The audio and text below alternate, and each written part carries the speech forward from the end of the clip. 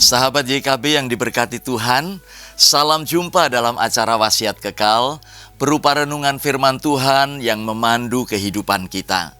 Kali ini bersama saya, Pendeta Emeritus Yanu Widyo Pramono dari GKI Kebayoran Baru.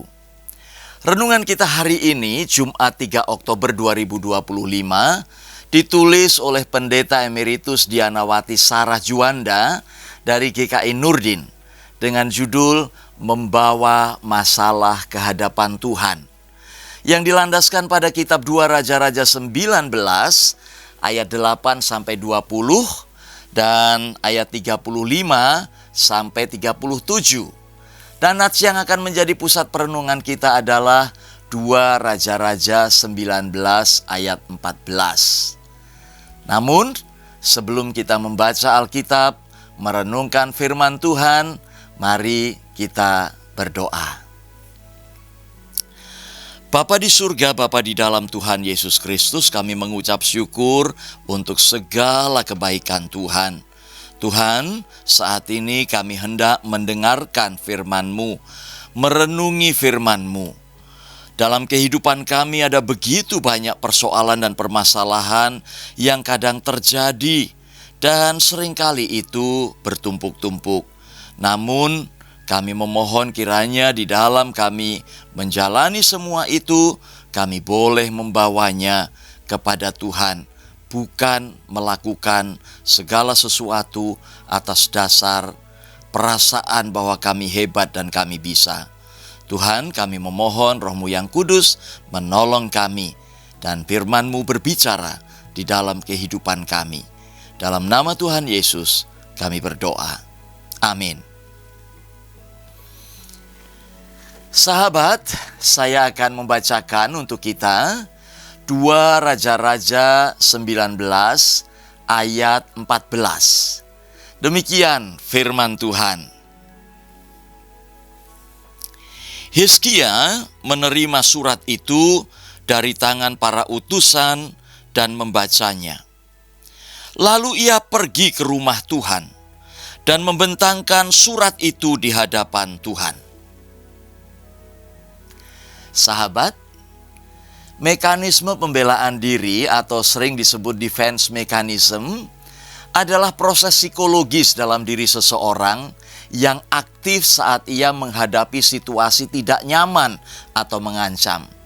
Ada beberapa bentuk defense mechanism, diantaranya adalah penyangkalan, yaitu menolak kenyataan yang tidak nyaman.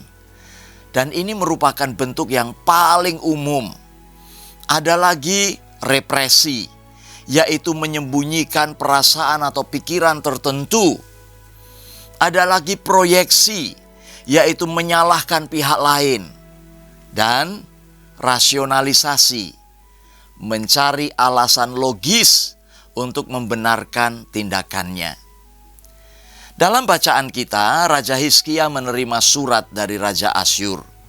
Surat ini berisi ancaman bahwa kerajaan Yehuda akan diserang dan dihancurkan. Apa respon Hizkia terhadap surat itu? Respon Hizkia terhadap ancaman itu adalah ia memahami dan menerima bahwa itu adalah kenyataan.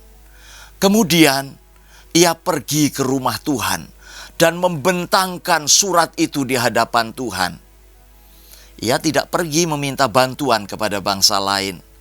Ia juga tidak terlebih dulu berbicara kepada para panglima atau pejabat kerajaan, apalagi kepada rakyatnya. Namun ia langsung menghadap Tuhan dan membawa masalah yang dihadapinya kepada Tuhan. Hizkia berdoa, memohon Tuhan menyelamatkannya, dan Tuhan bertindak menolongnya. Sahabat, bagaimana dengan defense mechanism saudara? Biasakanlah untuk pertama-tama membawa setiap situasi atau masalah kepada Tuhan. Mintalah Tuhan untuk menolong saudara, dan yakinilah Tuhan akan bertindak.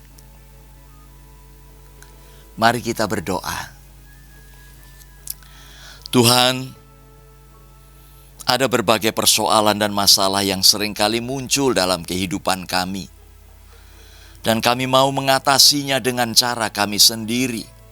Terkadang kami melupakan Engkau di titik pertama ketika kami menghadapi persoalan itu. Terima kasih untuk firman-Mu. Biarlah seperti Hizkia, ketika persoalan datang, ketika pergumulan terjadi, kami terlebih dulu datang kepada Tuhan, menyerahkan segala sesuatu kepada Tuhan, karena kami percaya Tuhan pasti memberikan jalan keluar dan akan menolong. Terima kasih Tuhan. Di dalam Tuhan Yesus Kristus, kami berdoa dan percaya. Amin. Sahabat, demikian renungan kita hari ini. Jangan lupa subscribe, like, dan bagikan kepada sebanyak mungkin orang. Tuhan memberkati kita.